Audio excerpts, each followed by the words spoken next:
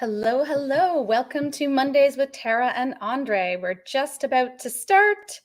Would love for you to let us know where you're joining us from today in the chat, and we'll start in just a minute.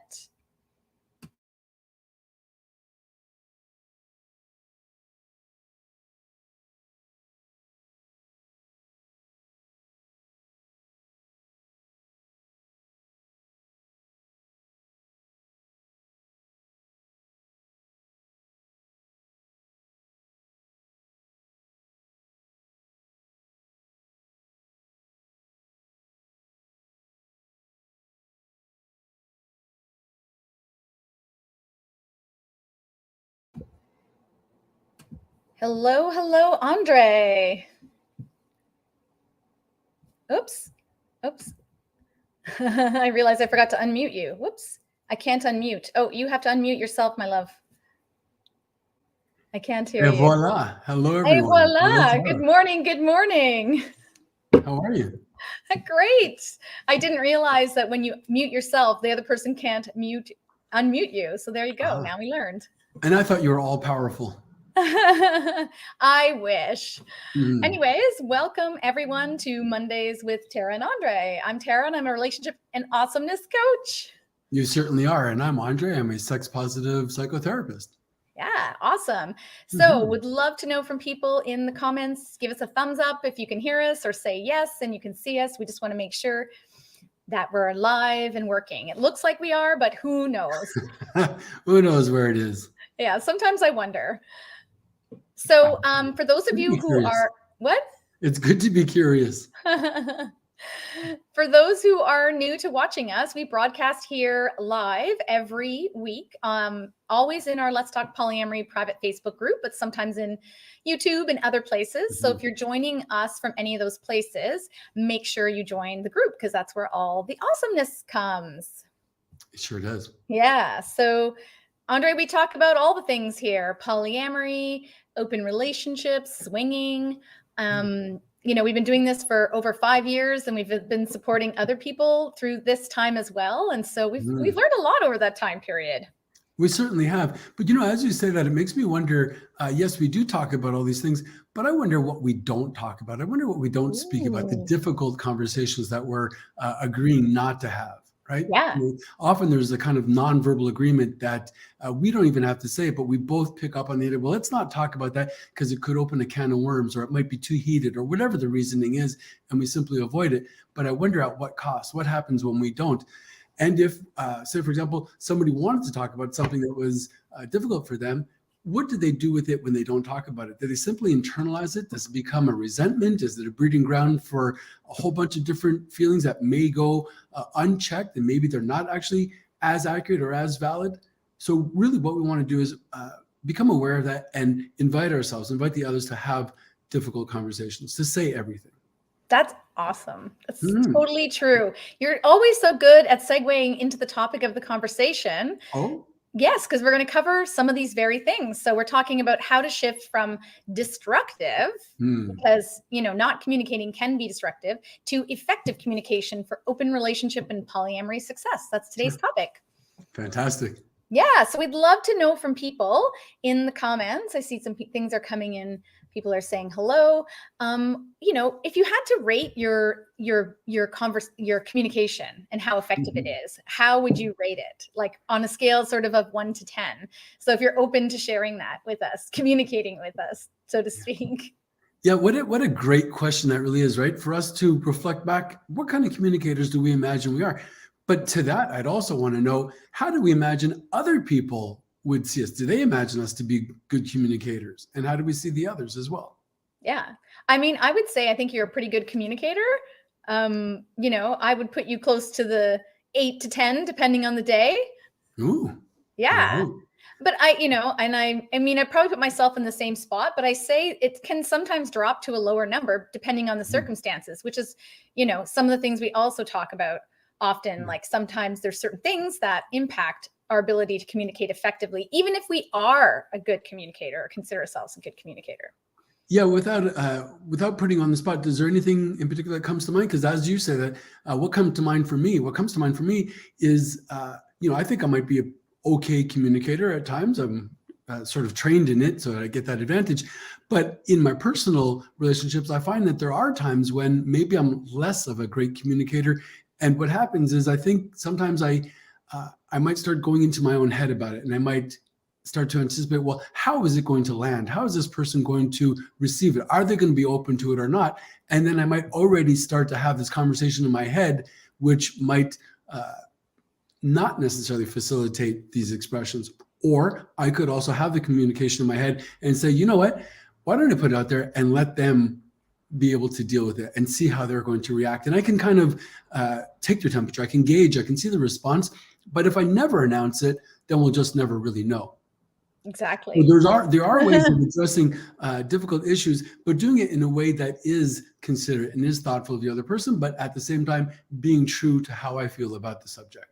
Yeah, that's great. And we are going to talk about all those things. I think, for me, I feel like I'm the worst communicator when there's other factors influencing me. So we've talked about this before. You taught me this one: halt, hungry, angry, lonely, or tired. The other one that one of my clients added was annoyed. So they called it halta. So when I'm any of those things, I find I'm not in the right mental space to be able to be open to listening and that sort of thing. And we've had those situations come up for sure, where we've had to say, like, I think you've gently said to me, like, are you hungry? Or is there, like trying to find ways of identifying if there's something else that's influencing our ability to communicate.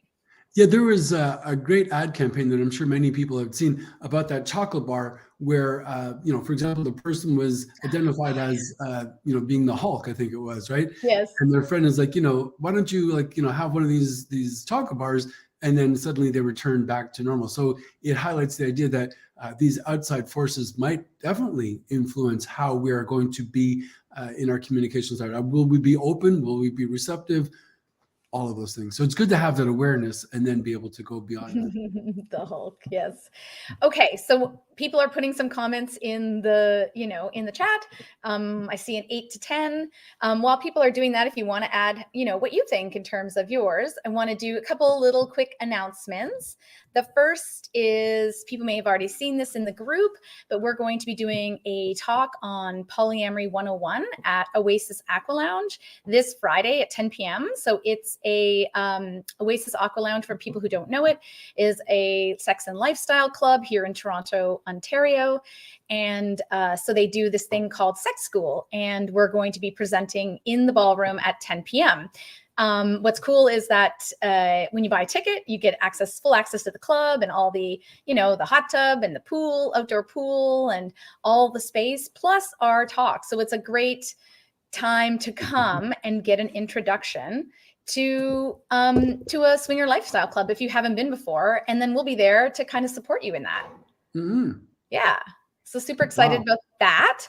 The other thing to share is we posted this in the group as well, but we now have our friend Polly, who's our chat bot, up and running. So if you don't want to miss this live and you want to make sure you get a reminder just before we go live, and the link to exactly where to join us, or to watch the replay. And if there's a worksheet that week, Polly will send that to you if you opt in to have her message you once a week. So the first little introduction, as you found, Andre, is a little bit, you have to do a couple steps, but once you're in, you'll just get the 2 messages a week, one with the link and then one with the link to the worksheet. And we do have a worksheet this week, which we'll tell you about. If you stay to the end, we'll give you the secret word.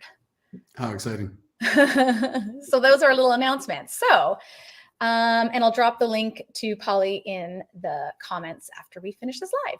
Yeah, let's jump in. Yeah, so let's jump in. So many of you, or hopefully some of you, saw our Jealousy Freedom Masterclass. We had it January 2nd and January 9th. And we talked about how to master your jealousy. And the one slide that we showed, if you recall, I'm going to share it here. We were talking about sort of what works in terms of managing your jealousy, what doesn't work, and then these 4 areas of where you want to lean into in order to transform your jealousy into security. So these are the 4 key things that we identified. And of course, Not surprisingly, building and practicing effective communication is one of those things. Yeah, it's really the foundation from which we will build our experience of this, right? People who first come into it, myself included, imagine that being in this lifestyle, swinging, E&M, all of this poly thing was going to be about sex and fun times, which a lot of it is. But really, I had no awareness to what degree it was about communication. And I wish I had known that previous. It would have really increased the satisfaction levels and would have decreased much of the hurt and misunderstanding part. So the communication part is it is the base. As I say, it is imperative that we get a good foundation, because it will influence how we're going to relate to others and how we're Yeah. going to be received by them. So it's critical that we know this. Yeah, it's totally a foundation. People have probably heard me say this before, that the clients I've worked with, at the end, they're always like, you know what, this was really all about communication and various means of doing it, right? And if you master the communication, it's such a huge asset that you bring into all your relationships, even like your relationships with family and everything as well. I've completely transformed how I relate to my parents, for example, and what kind of stories I tell myself, and the type of narrative, and what how I choose the way to present how I feel. It's completely different. And as a result, it's changed a lot. And, I can't say enough about how amazing that has been. I don't know if people have had similar experiences. But you're absolutely right. It's not just communication as a road to fornication. It is communication as a way of influencing all of our relationships, right? So what we'll learn in here is transferable. How are we going to have those difficult conversations, like you said, with people like our parents that maybe don't subscribe to the same values and benefits that we do? How are we going to be able to negotiate those? Yeah, it's why it's the first module in our group program, Open Relationship and Polyamory Mastery. We just taught that module last week and had the people participate in, practicing our attunement communication method. It's pretty powerful. It's not easy to do. And it feels, I think, kind of awkward at first, but once you sort of master that, it's so great. Like you said, it moves into all the different areas of our life. So yeah, absolutely. And to that point about it not being so easy initially, when we first come into this world of polyam, of E&M, there are many things that are first experiences, right? We might not have heard the term polycule or metamor, all these things. It's a kind of a language into itself that you learn. And in the beginning, it might seem overwhelming, but in time, they are simply integrated as part of our vernacular. And the same thing is true of these communication patterns, these ways of doing like communication attunement, that we begin to practice them. And then in time, they will become integrated into our natural process, and we'll find ourselves being able to be much more fluid in it, be more comfortable in processing and speaking that way. And it will influence how we're going to be received and how we're going to invite. yeah. So part of what we're presenting today is a little snippet of what's actually included in that module. But I think we're going to talk specifically about kind of practices that you might be engaging in that can be destructive in terms of how you communicate, and then those that you can shift towards to be effective. And, understanding what these are is a great first step, and that's what the worksheet has, like identifying which ones that you resonate with. So you'll make sure you want to get the worksheet and kind of work through these things. Because I think when you sort of look these things in the face and recognize them in yourself, it's a great first step in starting to learn how to do things differently. I mean, the next step is actually practicing and, having a method to do that. But this is a great first start. So we're going to start with destructive communication. So would love to know. Well, I was just going to say, yeah, I mean, here it is, we spoke about having these difficult conversations, and maybe we don't want to talk about destructive communication, right? Why should we want to tune ourselves to the negative? But we become aware of it so that we can be mindful when we are speaking, and we can say, oh, you know what? I think I'm doing these things. I think I'm part of that. And we can then find better ways of communicating, ways that will add to the progression. Yeah, So I've definitely done probably all of these things in the past, in past relationships. So would love to know from you, if you're willing to share in the chat, if you recognize any of these patterns in yourself. So let's start with the first slide. So destructive communication. So you might be using the following techniques. Mind reading. So you were talking a bit about this just a moment ago, Andre. Yeah, I certainly was, right? So I already get into this argument in my head and, mind reading, and then it makes me think right away about predicting, right? So I'm already speaking on behalf of the other person. I'm already assuming what it is that they're going to say. I'm reading their mind before they even tell me, and I'm predicting the outcome when in fact, I don't know these things to be true, right? And even if it has been my experience in the past, is there anything to say that they will influence or automatically dictate what the outcome is going to be in the present or in the future? So now I've become more aware of it. And I say to myself, well, I'm already predicting how it's going to go before I even have invited them to have a conversation. Exactly. And so, yeah, that's exactly the thing. And when you're doing those things, you're not actively listening, which we're going to talk a bit more about in a minute. So some other things, you might be generalizing. So you might be sharing something with a partner and being very general about it and not, so it may be difficult for them to really understand what you're getting at because you're not giving an example, you're not sharing, what it really means, sort of the like, you always do X, Y, Z, that sort of thing. Yeah, for sure. Putting people in groups, right? So we might say, well, women always do this, or penis owners always do that, or whatever the case might be. And we group people into that, and we get lost in the kind of the forest because we've grouped all these trees together without actually seeing the individual in that process. Exactly. Distracting. So, trying to take the conversation somewhere else. So if you're the listener saying, oh, what about this thing? And then trying to go off in another direction because you don't want to deal with the situation head on.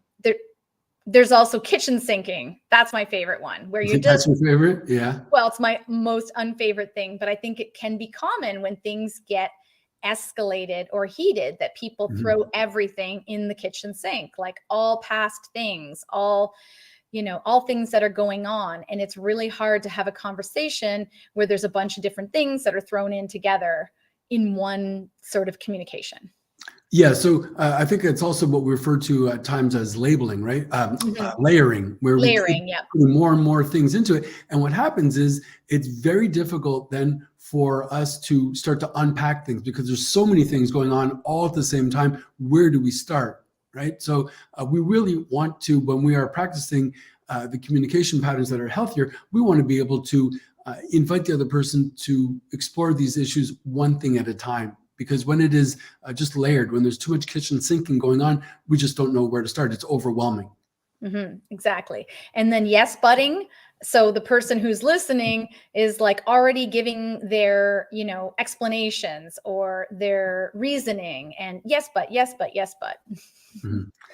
And then it goes into the next one of placating, right? So we might say, oh, it doesn't matter, whatever you want or whatever, or don't worry about me, it's okay. And we might minimize the idea that we're not necessarily okay with it, just at the price of keeping peace at any price, right? So we are letting go of our own true concerns about it, our own true desires, our own reservations about it, simply because we feel that if we were to protest, if we were to object, then it was going to not go out well, and we would be left to blame, where in fact, it's not necessarily the case. So we come to find that we are able to express ourselves in healthier ways. Exactly. Okay. There's still more. I kind of wish I had done this so it was a presentation so we're showing on the side because I can see your expression in the broadcast, but no one else can. But that's okay. Well, that's all. All right. So being judgmental. So judging what the other person is saying while they're saying it.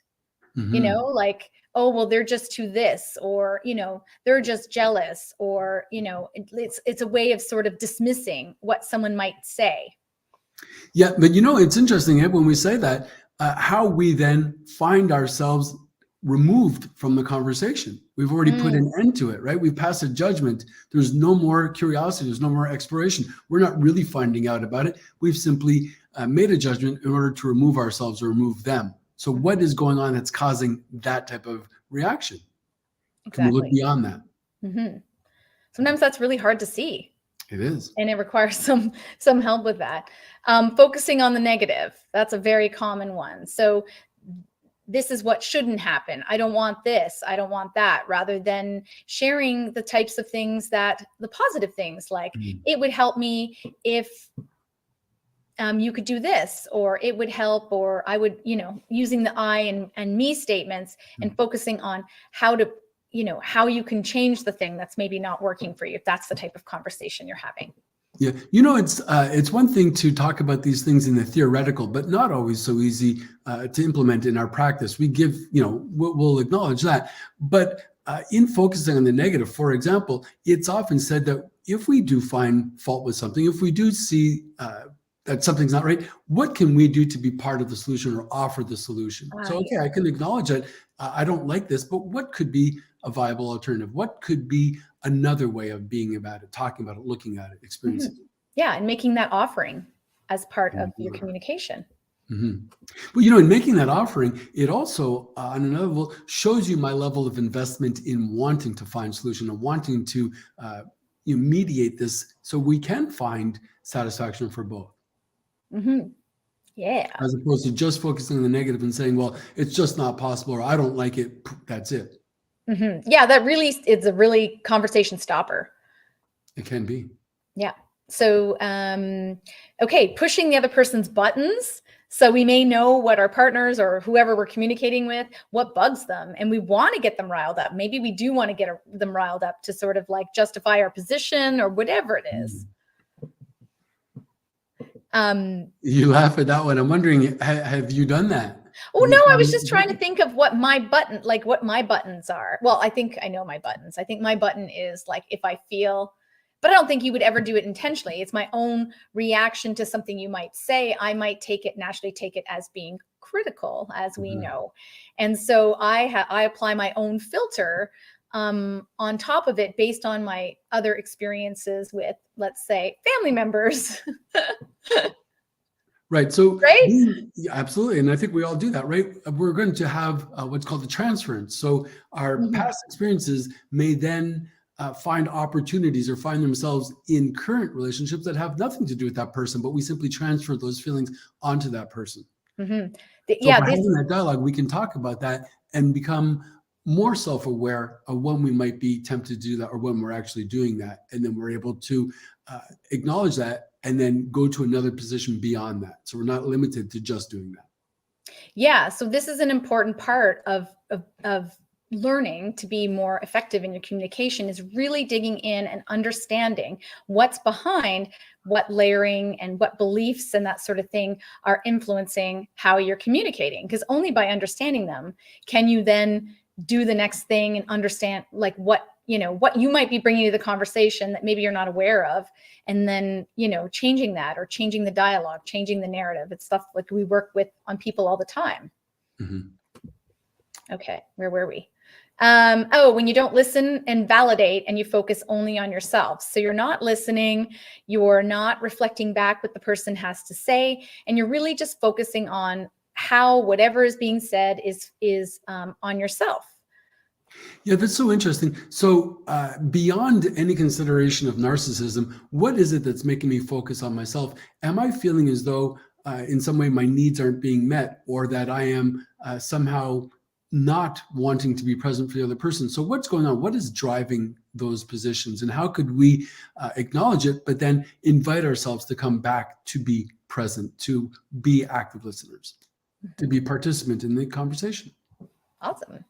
Complaining or blaming. So so complaining about something or blaming someone for something is basically like saying, this is all your fault, basically, or complaining about something without that idea of a solution. You could say, instead of complaining, what we'll talk about a bit is like sharing how you feel something impacted you, and what you might want to happen that's different, rather than just saying, you did this and you're wrong, or, this is all your fault. Yeah. So what would be a way that we might then recognize the complaint, but how would we offer the solution? What would be an example of some way that the person might say it then? Well, we're going to get into that in a bit, but you can use how we, I and me statements Mhm. and the nonviolent communication model. So what you observed, or what the situation was, what you felt, what you thought, what you Mhm. need, and then what's the last one is the solution. What would you like to Right. happen? Right. So that's perfect. So in those examples, we're speaking about how it made me feel, how I thought about it, how I experienced it, rather than being accusatory and saying, well, you did this and you do that. And so that way, what happens is when we say you like that in those statements, those broad statements, it might very often make the person feel as though they are being accused, and then they'll automatically go on the defense. And very often, when we are defended, we become aggressive. We become, we go on the attack in order to defend ourselves, and that will bring the conversation, the communication, in a completely opposite direction that we're wanting to. But when I let you know how I felt about it, how it was affecting me, what my thoughts were, when I keep it focused on the I and me, then it will invite conversation without making the other person feel as though they have to defend their position. Mm-hmm. Yeah. And it's hard when somebody who's not practicing communicating this way does that. I think, give to the example of family. This might be familiar to anyone, hands up in the comments, one of my family members always says, like, you did this, or, you think this, and or you never. And as soon as they do that, my previous reaction is to get my back up. But knowing that they're not aware of this practice, I try to reframe and say something like, I understand it feels like I might not be X. And then, like, I would love to talk about it, or whatever, So sometimes our job as the communicator is to support people who aren't communicating well, which is super tricky too. It's amazing because we're talking about how when we use those you statements, how we might sometimes get backed up and want to defend ourselves. And just hearing you, I don't even know the scenario, but just hearing the family members, some fictional or otherwise, family members say that you do this, you do that, it made me right away want to come to your defense, right? And Aw. I'm moved from it. So yeah, it definitely does have that invitation to back us up and make us somewhat aggressive. When we can realize it, we can say, you know what, I'm not going to bite. I'm not going to own into that. I know that they're coming from a place where maybe they're not as attuned to this different communication style, but I'm going to resist that, and I'm going to stay the course, and I'm going to invite them to unpack this, to explore it, to look at a different way of being.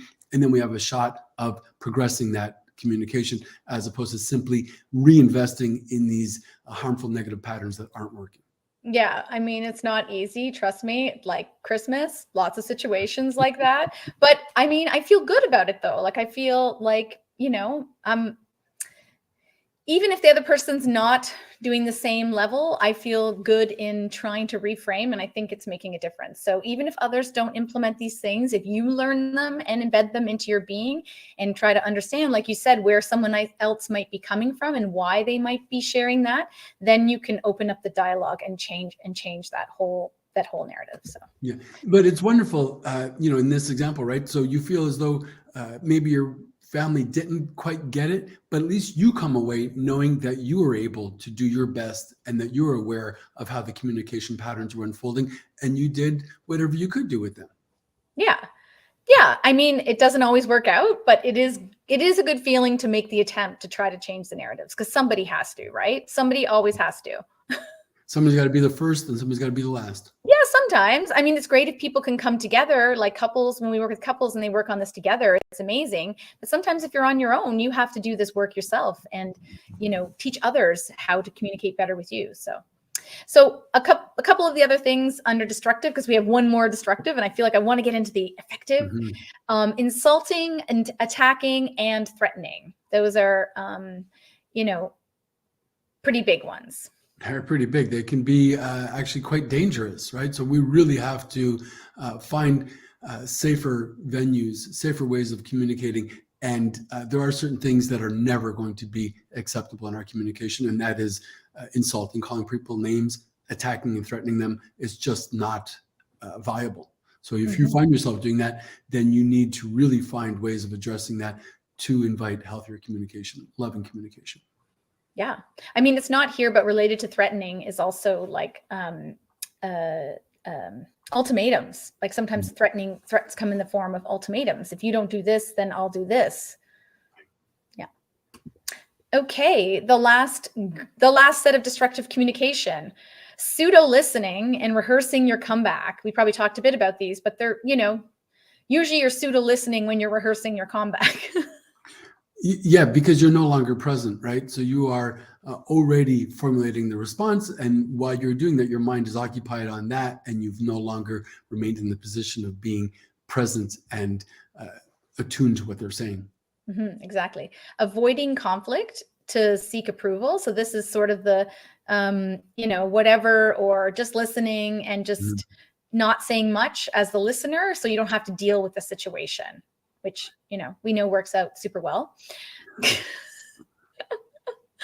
Interrupting, when the other person's sharing, giving them the space to, like, as a good listener, to allow them to share what they want. And then if you're the listener and you're sharing back, the sharer, not interrupting, stand off. But I'm not interrupting, excuse me, but as the speaker, we also want to avoid those pitfalls that we mentioned earlier, like layering, right? Or being putting too many things in the mix all at one time. And then where does that leave the person? So we also have a responsibility as a speaker to offer digestible portions, right? So we don't want to unpack too much all at once, and then it leaves a person, is trying to take on a novel and be able to regurgitate it all in one shot. It's almost impossible. So we really want to be able to break it down and make it as digestible as possible. Bite-sized pieces. Yeah, some of the things I've worked with people on is like finding a way when you notice your partner's layering to kind of flag that for them in a kind way. Like they've come up with like certain ways of, I can't remember the term, but it was a super cute term, and they'd be like, okay, so you're not interrupting, but you have a word or something that you say, we're doing this thing, right? And then restarting the conversation or stopping. So you're not layering. It's so cute. Yeah. I mean, the idea of it being cute is wonderful, because if we can have a lightheartedness to it, if we can be playful with it, it kind of relieves some of the tension, right? So as you're speaking, maybe I kind of give you like, you're layering or whatever it might be, but some way that does it, that is a little bit lighthearted, because sometimes the subjects in themselves are rather heavy and kind of emotionally charged. So anything we can do to kind of cut that tension, but still remain present, is most welcome. Yeah. And sometimes people do that kitchen sinking and layering, and because they feel like it's their only opportunity to be heard.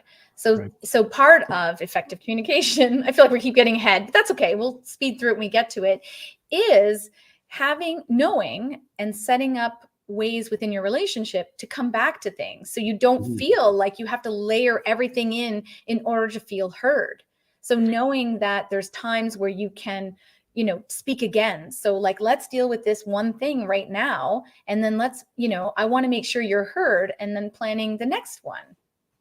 Yeah. And to that point, you and I have even gone so far as to say that we should have regular business meetings, right? So we table it, even if there's no topic, if there's nothing pressing at the moment, we know that there's going to be a day coming up where we will have our a town hall meeting where we can say, well, how are things going? How are this, that, and the other things at this moment? This is an opportunity to voice those concerns, to voice those things. And it seems, I guess, kind of contrived in the beginning, and yet it seems to be a rather valuable asset for us at times when we are able to talk about certain things that, how do you just introduce it out of the blue?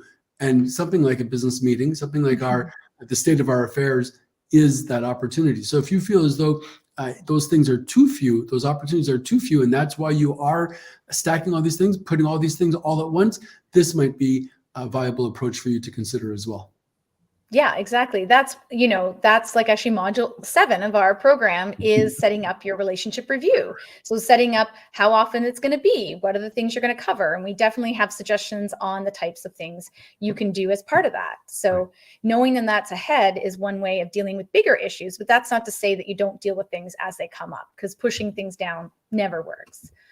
So I think we covered a lot of these things. So maintaining your own position and playing the win and lose game, being vague, rude or impolite, and then airing old resentments. That goes with a bit the layering. Sometimes like, well, you did this thing and you keep, and you keep bringing up things that maybe you've already talked about and resolved. It's like you keep them on the, one of my clients was talking about keeping them in a jar on the shelf so you could like throw them when you needed them as ammunition.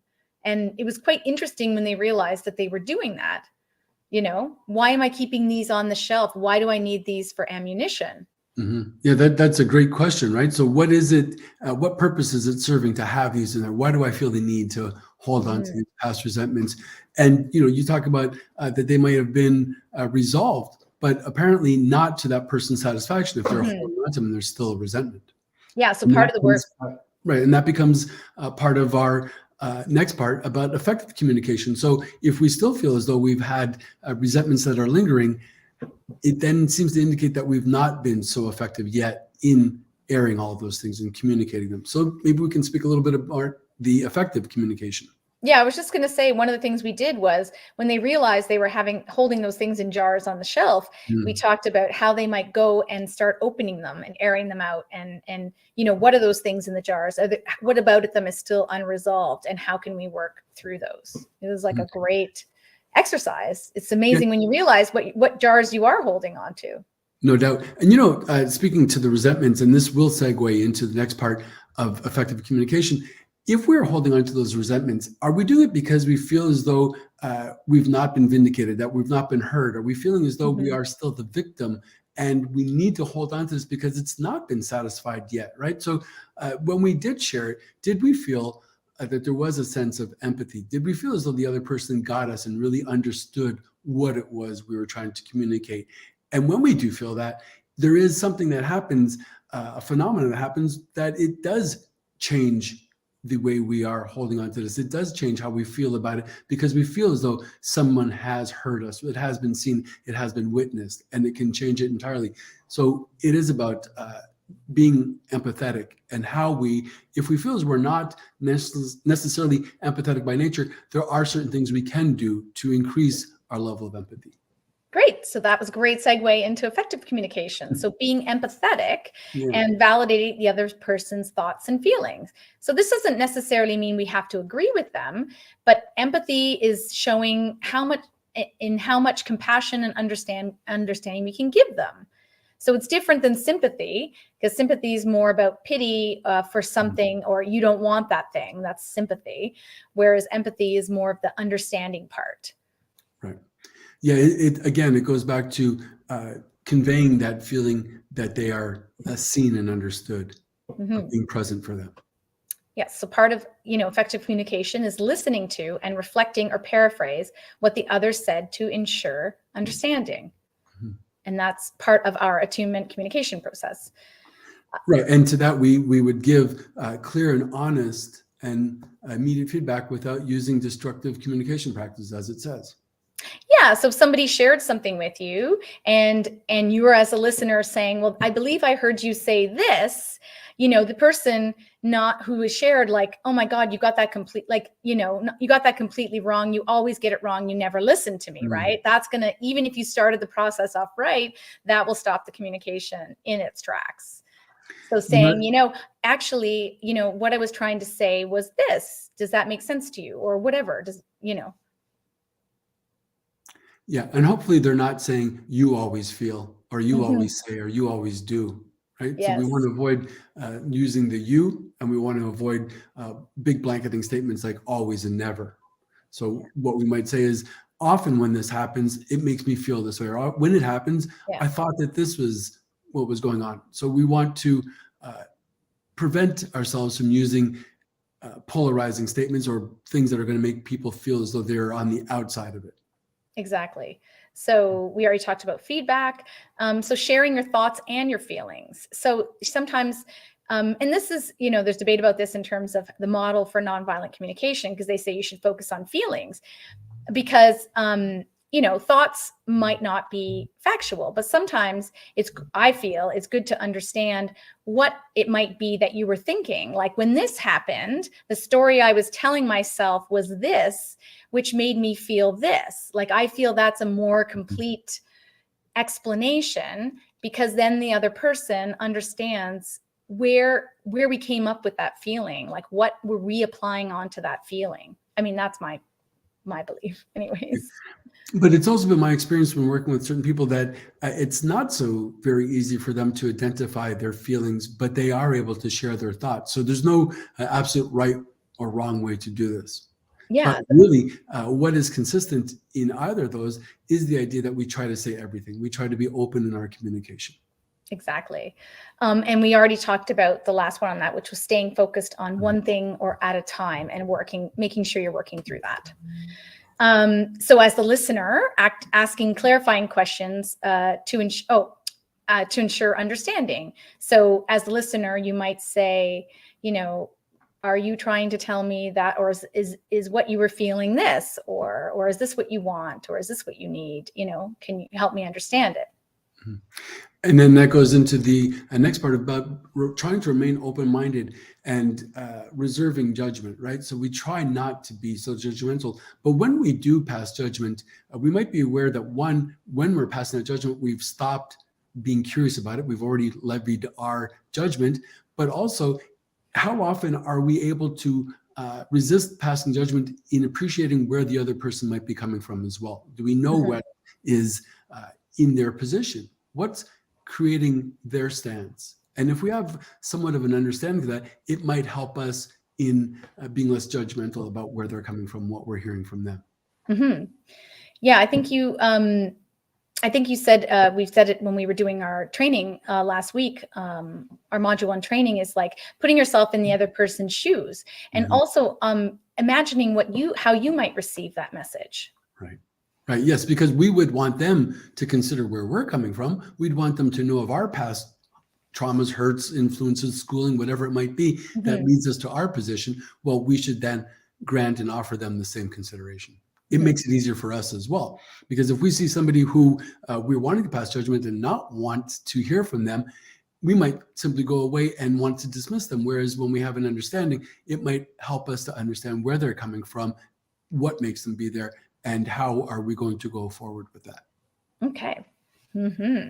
So assertive, not aggressive messages. So in this, we're saying being very clear. And, sometimes we have to be strong about how we feel. Like we need to stand up for ourselves and be assertive in sharing our thoughts and feelings, but not in an aggressive way. And I think we talked a bit about that already. Yeah, by all means, we do want to be self-advocating. We do need to be able to stand up for ourselves and let it be known what we're wanting and what we're not wanting, but it's in the way that it's delivered, right? It needn't be aggressive. We can be aware of the level of aggression and yet still temper it in being fully assertive and being self-advocating. So I was going to say the next one, which is being aware of nonverbal communication. So your tone, the way you're standing, like, am I feeling like someone's really listening to me if they're crossing their arms, all those things, eye movements, eye contact, those things are all important if you can. Like sometimes it's hard to have eye contact when you're having hard conversations, but being aware that you might be giving some nonverbal cues as the sharer and the listener. Yeah, absolutely. It's a two-way street, right? So when I'm speaking to you, what is my communication to you, my nonverbal communication? Am I open? Am I threatening? Am I loving? Am I judgmental? I mean, where is all of that going to go? Just as we receive all that information from the other person, right? So be aware of how you're communicating. Can you remain open even in these most difficult, taxing conversations? Can you give the appearance, can you give the feeling that you are receptive, that they are able to speak to you about these things? So the last one on the other slide was to think before you speak. So being aware of how you're saying it, and we've, shared some of those tips, sort of thing. To that one, I think it's a wonderful thing to keep in mind, to think before you speak. How would I like to hear this? How would I feel if they said the same thing to me the way I just said it?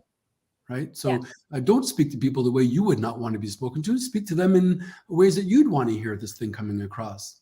Yeah, exactly. It seems obvious, and yet very often, and I'll be the first to admit I do it as well, we sometimes forget that, right? So be mindful of how you're opening up these dialogues, how you're sharing. It's why we practice this in our program. And when we work with people, it's about practicing, like do it right in front of us. And it's not easy, and we sort of helped the people we're working with, like actually work through a specific scenarios that they were sort of dealing with, some things that they wanted to talk about. And, having to stop and say, okay, this is, you could share it this way. And then just kind of working through that conversation. It's much harder than it seems. Initially, but as we practice it, like other things, it becomes easier and easier as we become more acquainted with it. Of course. Well, that's the point, right, of practicing. So calling stop action or some sort of other term phrase when things are escalating. So you're having a conversation, you feel like things are, going in the direction where you're no longer implementing effective communication, having something that allows you to stop it in the moment and then be able to pick it up at another time. So that's the important part, is being open to picking it up another time and setting a time for that. So someone's like, I feel like we're not communicating very well. Can we pick up this conversation in an hour? I need a minute. I mean, you do this to me all the time. I'm not always as receptive to it because I'm like, I want to deal with it, but we do that, and it is effective. Right. So you're absolutely correct. Yeah. It makes me think of the red, green, and yellow, right? That we're able to communicate that in certain play areas. Well, we can do the same thing in our communication. So we're talking about something that's difficult, and all of a sudden, maybe we're not subscribing to all these healthy ways of communicating. We fall back, and all of a sudden it becomes a little bit heated. We're uncomfortable with it. We're just tapped out. We've been talking about it for a while. And one of us might say, well, let's take a break. And we have an agreement to take a break, but it doesn't mean that we're not going to return. It means that we're going to take a break and come back to it at some time in the near future.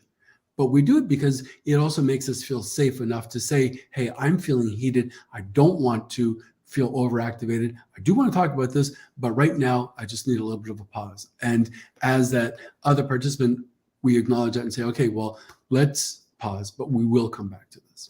Yeah. And it's hard when you're in the heat of the moment. But the thing is, because people are like, I just want to talk it out. I just want to resolve it. But then as it continues to escalate and as the conversation continues, if it's not progressing, then you actually get into some of those other things. You get tired, you get frustrated, all those things, but then it's going to make things even worse.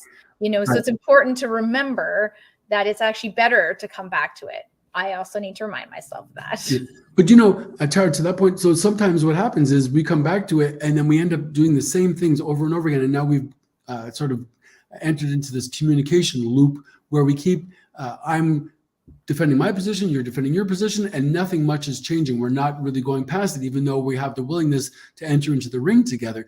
So what we need to do then is find ways of having progressive communication. How can we look at it from a different angle? How can we ask that question in a different way? How can we announce our position in a different way that might lead to another perspective beyond what we have? The progressive communication is very important.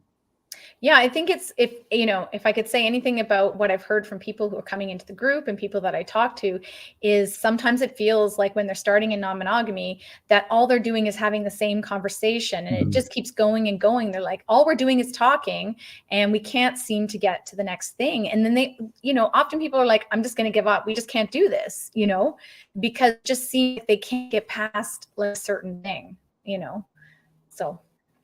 But there are ways of getting past it. There are ways of more effective communication. Of course. All right, where were we? We're in this one. Stay committed to positive communication, even if upset, angry, or frustrated. So that's knowing when you need to, it's related, knowing when you need to stop, but also trying to remain positive because things are hard. but remembering that, you know, positive communication is going to get you to that next thing. And so we've mentioned nonviolent communication. That's a model that's out there that people have probably heard of. I'm not sure if people have heard. Let us know in the comments. But basically, it's about, it's a 4-stage process where you, like a series, like how you form your statement. So basically, what you're observing, what you're feeling and your thoughts, what your needs are, and then having a request. So this gets to the, like, what do I need out of this? So that's the next thing. So the person's not, it gets rid of the generalization. It gets people to help, you know, to be more understanding of what it is you're trying to communicate and what it is you want. Right. And then all of these things that we talked about in terms of like the effective communication all implement our attunement communication process, which is something we teach and we strongly believe in. I'm just gonna think, okay. Yeah, fantastic. Yeah. So that was a lot, but I think, lot. You know, and communication is so important. And, you know, I've seen how it can significantly shift how people relate to their partners. And it can really open up things to all the experiences I think that people imagine when they first open up. You know, when you get stuck in a conversation or a situation of jealousy or insecurity or trying to set up agreements and stuff, it is the key to getting through that and moving on to the next step, to the pleasure, which is, you know, what we want. You know, it's funny, as you said, it makes me think about, we say that we're in an open relation, but really we're open communicators. Exactly. Yeah, that's what people always say is, you know, polyamory is just about communication. And it's true, but it's definitely one of the side benefits for me is I became a better communicator, and I love that. And it's also, you know, the key to getting close too, like building the connection, like being able to talk to your partners is such an amazing way. Like our communication is such an amazing way for us to stay connected and know that we have that secure attachment and we are the safe haven and the secure base for the other. And like communication always seems to be the key to that thing. Yeah, without a doubt, being able to communicate openly, it creates a greater position of honesty and a greater position of security, unlike any other I've known before. Exactly. Fantastic. So, yay. So we said to stick to the end to give you the secret word, which is communication. That seems obvious as a secret word. If you drop that in the comments, I'll make sure that you get the worksheet for this week. So it has all the stuff that we talked about. So you can start circling and identifying the types of communication patterns that you might be having, and then also the ones that you want to start implementing. So it's a great little cheat sheet for you to get started on that. But if you sign up for Polly, the bot, she'll always deliver it to you. If we have a worksheet for the week, they'll always deliver it to you. I made a mistake there. Well, they do present as looking rather feminine, but yes, they will send it to you. Yes. And if you are having trouble with your communication with your partner or any other issue and you want to talk to us, we do offer a what we call our relationship rescue call. So it's 45 minutes. It's complimentary. We can talk about what's going on in your relationship, where you might not be communicating well, and where you want to be. And we'll make sure we set you up with an action plan of next steps that you can do either on your own or with our support. But we love talking to people. We love helping people. And yeah, that's why we do this every week. Yep. Amazing. Well, Amazing. Andre, have a great Monday. I will see you Friday. I guess that's our last little thing.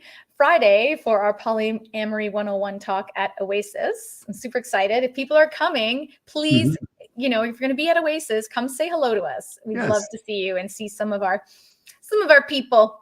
Yeah. It's going to be great. Looking forward to it. Awesome. Okay, everyone. Have a great Monday. And if you missed any of today's, watch the replay. It'll be in the group. Awesome. Thank you. Thanks, babe.